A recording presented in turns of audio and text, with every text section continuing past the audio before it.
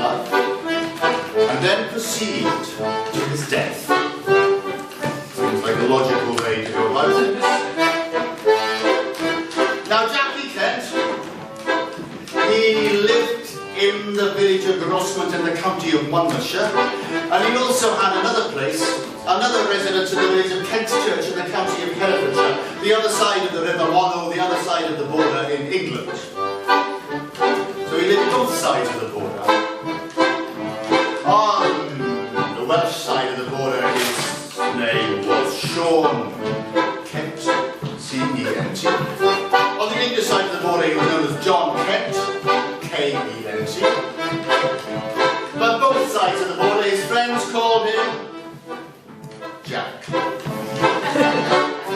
Now, Jack, he sold his soul to the devil. And the terms of this bargain were, well, the devil gave him magic powers. Jack enjoyed having magic powers, that's why he did it. He quite fancied a few magic powers. But the other side was, well, that Jack had to agree that the devil would have his soul to burn in hell for all eternity when he died. Jack was a young man when he made this bargain. He wasn't really thinking ahead. He wasn't really thinking about the future, he wasn't really thinking about all eternity. He just fancied the magic powers. But the devil was taking the long view. And the devil, he wanted to make sure of his soul, so he added a little bit of a small print to the contract.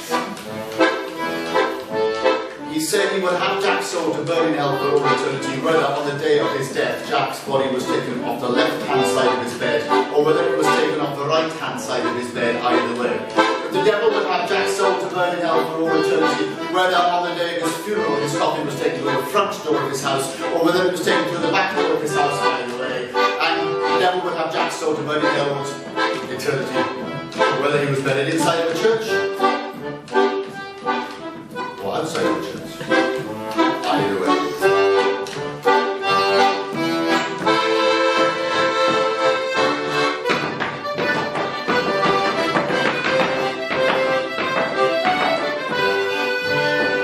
Now the devil gave Jack magic horses that could fly through the air at an incredible speed.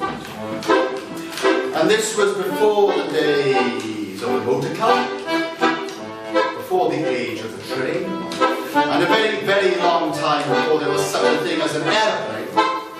So in those days, a flying horse that could fly through the air at an incredible speed was a very unusual and rather useful piece of kit.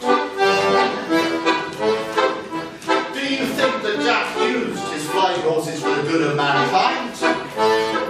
No. He just used them, well, to show off, really. Because one day he got up early in the morning, he thought, I fancy going to the bakery in the village of Grossmont in the county of Monmouthshire, taking a cake and delivering it to the King of England in his palace in London town in time for his breakfast. And he did this with the help of his flying horses. And then he returned to Grossmont in time for elevenses, having suffered no ill effects except that he lost his garter on the spike, on the top of the spire of Grossmont Church.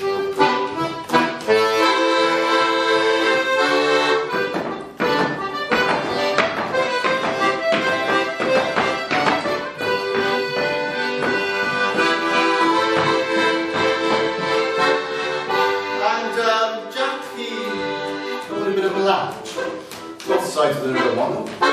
So he had to work the land, he was a farmer. Now, a lot of you probably know that if you've got land, if you're involved in agriculture, that involves hard work. Jack did not like hard work.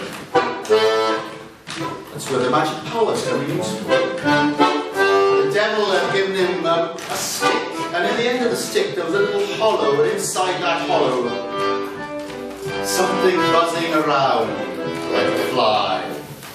That wasn't no fly, that was one of the devil's imps. And this stick would do whatever Jack So when it was time to thresh the corn, for instance, Jack would just sit in the bar and get the magic stick to knock the sheaves of corn off the pile onto the threshing floor one by one, and then his magic powers would get the threshing flail to thresh the sheaves of corn all by itself, and Jack didn't have to do anything, so just sit there, playing his violin. At least that's how the story goes. I prefer to think that he actually played a little black squeeze box with red bellows. And some people do say that the squeeze box is the devil's own.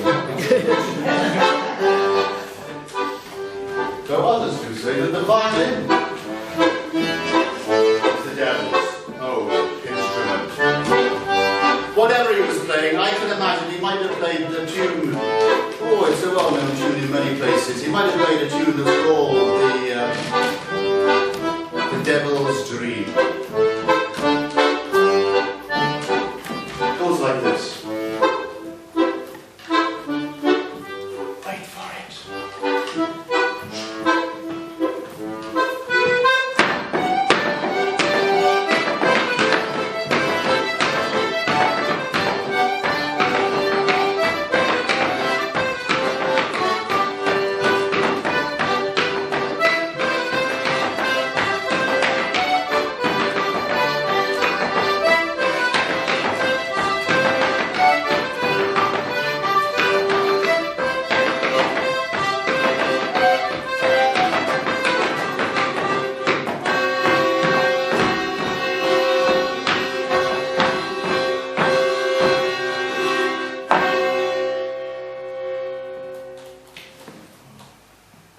Now Jack and the devil were friends.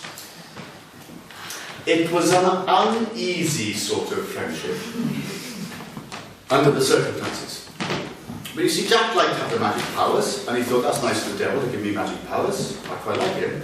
And the devil liked having souls to burn in hell for all eternity. He thought, yeah, I'm going to have Jack's soul. So he had a bit of a soft spot for Jack. So they used to hang around together. They used to go for like walks around the countryside. And as I said, Jack owned a bit of land, and they were passing a particular field when the devil, he looked at the field, he said, no, that's not a bad piece of land there. He said, you know, if there's ever any sun, you get a bit of sun on there. And of course, you'll get plenty of rain, because of our climate, we get plenty of rain anyway. But it's well drained, it wouldn't get waterlogged, and it's quite good soil. Now, I bet you get a good crop out of that field. And Jack said, you're right, now since you observe that, I'll tell you what, I'll give you half the crop I grow in that field next year. The devil said, that's very kind of you, how should we divide it up? Should we draw a line across the middle? And Jack said, no, one of us will have what grows above ground, one of us will have what grows below ground. And the devil had a think, and the devil thought, Jack's being a bit stupid. Because he envisaged a field of wheat, and the ears of corn are about that high above ground on the end of the stalks, and that's what eventually, you know, you take to mill to be turned into flour to make the cakes of the bread, and below the ground is just the roots of the stalks. That's nothing. So what's Jack on about? This is easy. He said, what grows above ground? Jack said, fine, shake it in. So Jack then, he sowed a field of potatoes. The devil hadn't heard of potatoes, the newfangled thing recently arrived from the Americas with Prince Madog. And so he was rather puzzled when the crop was ready, and he harvested what grows above ground and the stalks and the leaves of the potato plants, which no good to anyone. Poisonous, I think. And he was rather surprised to see Jack dig out the roots, and the roots of potatoes are potatoes. And that's how the devil learnt about root vegetables. And he thought, now Jack, okay, I thought Jack was a bit stupid, and now maybe Jack was being a bit clever. And the devil thought, he played a little trick on me there. And the devil don't mind having tricks played on him. He said to Jack, okay, yeah, well done, yeah. I see what you've done there, yeah, okay. Okay, but now, give me a chance, we'll do the same thing next year. Jack said, certainly above ground, below ground. The devil said, I'm going to have what grows below ground. So Jack sowed a field of wheat. And he came and he threshed the mowed through a field of wheat, and devil just had the roots, there was nothing, and the devil, he was beginning to get upset now. He thought, no, because Jack was having a bit of a laugh. Jack was devil. Everyone's frightened. It's easy to just play a trick. Now, the devil don't like being laughed at, so he got a bit angry, but Jack was laughing at him, and the devil thought, well, never mind. Because Jack, though he might be laughing at me now, I know that one day, when he dies, as die he must, and I will have his soul to burn in hell for all eternity. Whether he is based on the day of his death, his body is taken off the left-hand side of his bed, or is taken off the right-hand side of his bed, either way. Whether on the day of his funeral his coffin is taken through the front door of his house, or the back door of his house, either way, whether he's buried inside of the church, outside of the church, either way, I will have him.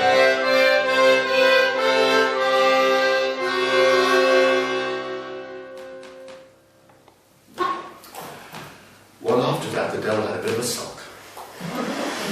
But not for too long, because you know it's like when you're mates and you're young and you have the banter and you play tricks with each other, but I think you have fallings out and it doesn't matter. But then, so it wasn't long after that, the devil and Jack, they were walking along by the banks of the River Mono.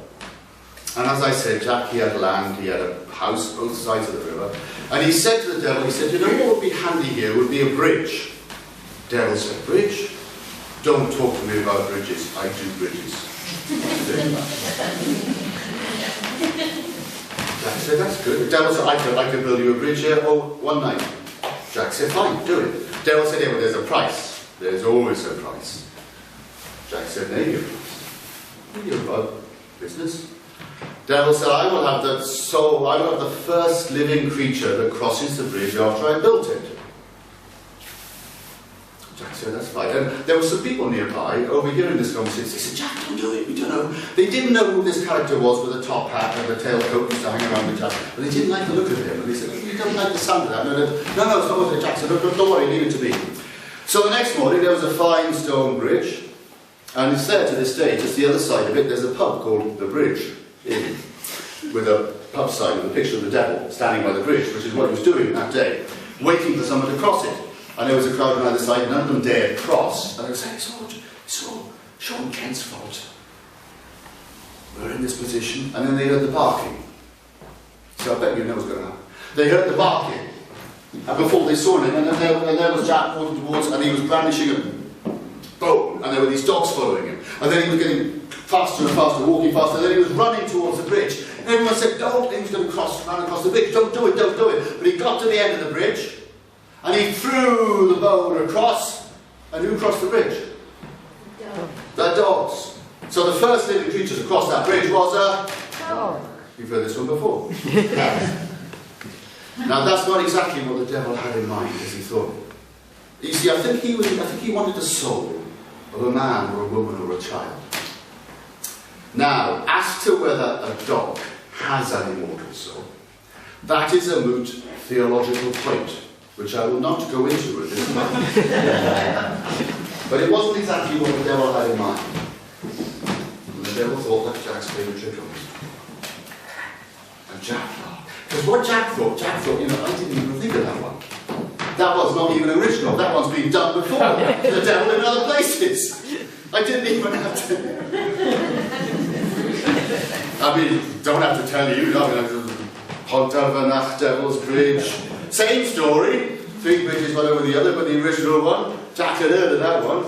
Jack, you know, he met a gentleman with a beard who came down from Cumberland or Westmoreland who told exactly the same story about a bridge over there. And he met someone who travelled in foreign countries who told him about Puente del Diablo, Devil's Bridge in the part of Italy. There's Devil's Bridges all over the place. So the devil, he never even learned, so he was laughing, The devil don't like me laughter. But Jack was laughing and laughing, it's so funny. And the more the devil sulked, the funnier Jack thought he was. Oh, the devil's so stupid. And the devil thought, I don't like him thinking me stupid. And Jack thought, I don't believe how stupid he is. And the devil thought, I'm getting very angry now. I'm getting really upset. But Jack might be laughing now, but one day I will be laughing. I will have the last laugh, because I will have his soul to burn in hell for all eternity, whether on the day of his death his body is taken off the left-hand side of his bed, or whether it's taken off the right-hand side of his bed. Whether on the day of his funeral his coffin is taken to the front door of his house, whether it's taken to the back door of his house, whether he's buried inside of the church, whether he's buried outside of the church, either way I will have him.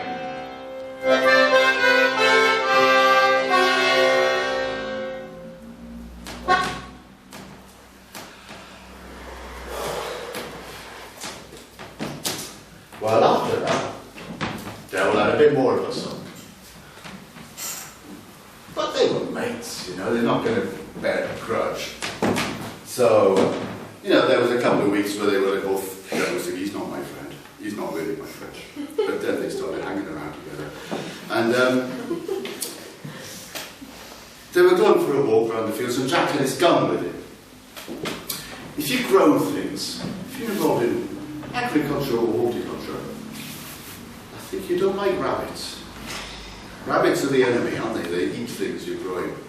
I can remember when I was a child at my uncle's farm in Carmarthen, my cousins were older. Sometimes I see my cousin Keith with a gun, he was going around shooting rabbits. So that was what Jack had in mind. But the devil, you see, he'd never seen a gun before. He didn't know what it was. So he said to Jack, he said, "What's that thing?" And Jack said, "Oh, it's a pipe." And the devil said, "I can see it's a pipe. There's a metal pipe, and there's a wooden bit on the end, and there's a little mechanism, but what's it for?" And Jack said, "Oh, sorry, you do it. It's a tobacco pipe." Now the devil had heard about tobacco. Newfangled thing, recently arrived from the Americas with Prince Madoc.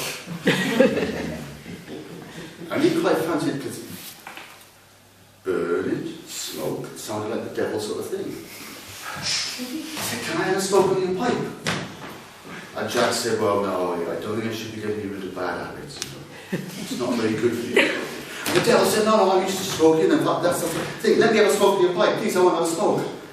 And Jack said, "Look, you might think it's cool to smoke, but I would just blame myself if I was the one who started you off. No, I don't think you ought to." And the devil said, "Please give me a smoke, let me have a smoke in your tobacco pipe." And Jack said, "Well, if you insist, but if you're not used to it, it can make you feel a bit funny." The devil said, "Oh, I'll be right off." Jack said, "Okay, I just put the tobacco in." And he had a little pouch in his belt, some gunpowder. He put the gunpowder, he started putting the tobacco in. The gunpowder on the end of the gun, and then he got some lead shot. He said, "This is a special bit of the tobacco. Give you a bit of a hit, a high." And he put that down the end, he rammed it down. He said to the devil, he said, "You put the end of the pipe," so the end of the barrel of the gun in your mouth. And he said, "Down here, this is a very sophisticated one, this tobacco pipe. You don't normally get them like this special one, because it's got its own tinderbox attached. You press that little lever, it makes a flint strike against a bit of metal, makes a spark, and it sets the tobacco." So the devil did that in one round. And he pulled the trigger and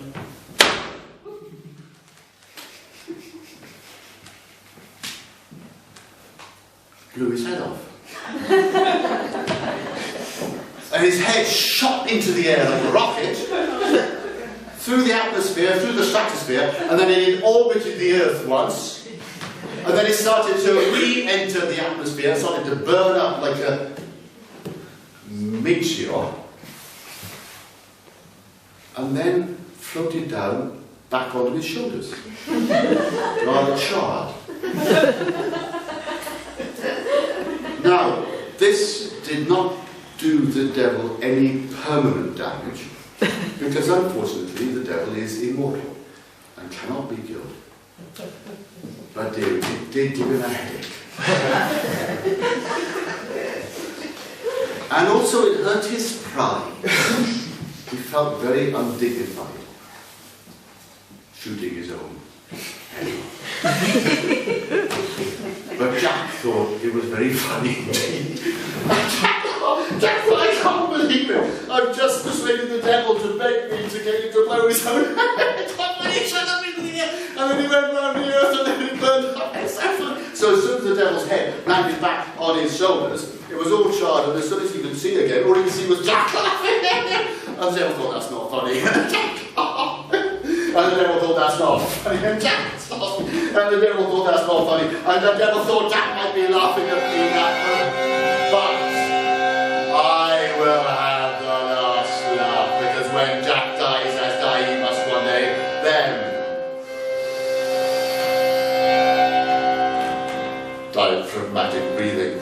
I will have his soul to burn in hell for all eternity, whether he, in the day of his death, his body is taken up to the left-hand side of his bed, whether it's taken up to the right-hand side of his bed, whether on the day of his funeral his coffin is taken to the front door of his house, whether it's taken to the back door of his house, either way, whether he's buried inside of the church, whether he's buried outside of the church, either way, I will have him.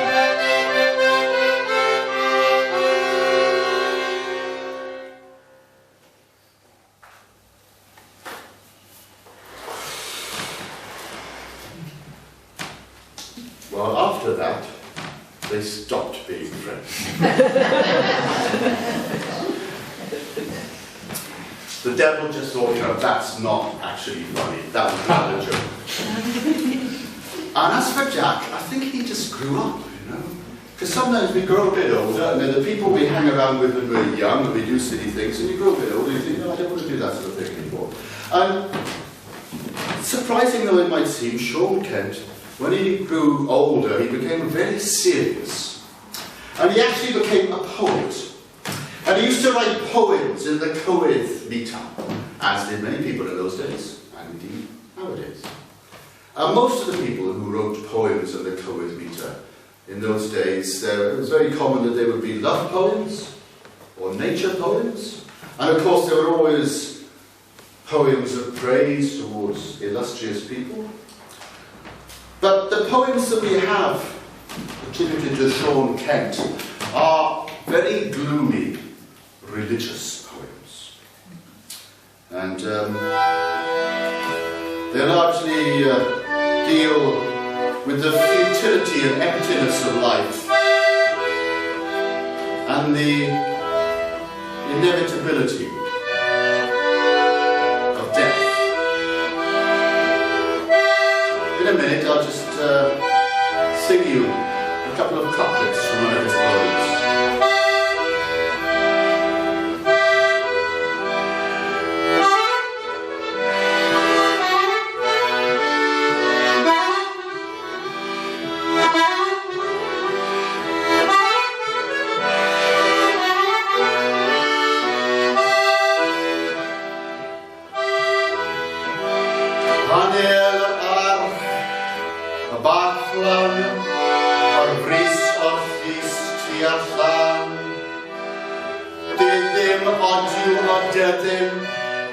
On sight the ride you do well a corff a beer a porfar man mewn tyst a mean cor a stid o fod a stad o fydaw a ddwl awer dyn I ddiaw.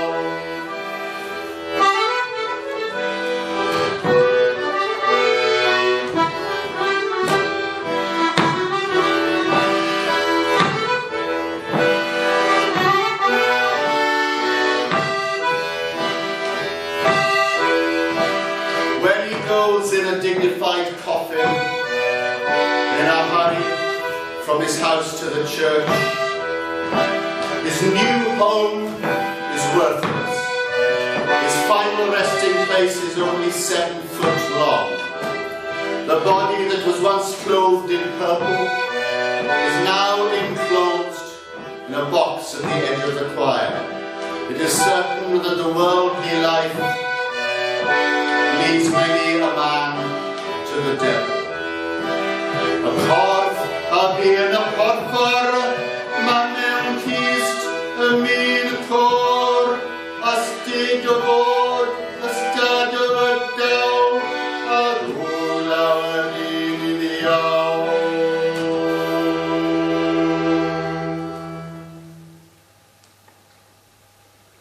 Jack grew old, Jack grew sick, and Jack was going to die. So he called his friends around. He said, boys, he said, I'm frightened I'm going to die. And he said, don't be so morbid now. You'll be all right. And he said, no, no, what I've got, the doctors give it to you straight. I'm going to die. And I'm frightened about going to hell. And his friend said, look, you've been a bit of a rascal with your time, but you know, you'll be all right. And Jack said, no, I'm going to go to hell. And his friend said, look, this is a bit difficult for us. I think we'll call the priest. He understands these things. They have a procedure, you know, the church. You confess your sins before you die. So it'll be all right. And Jack said, no, the priest won't be any good. Let me explain. Do you remember the rope I used to hang around with when I was young?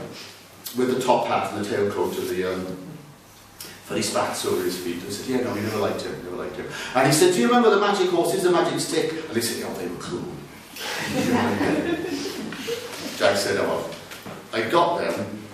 The bloke with the top hat, he wore the top hat to hide his horns on his head. He wore the tailcoat to hide his tail. He put his spats over his feet, his hooves.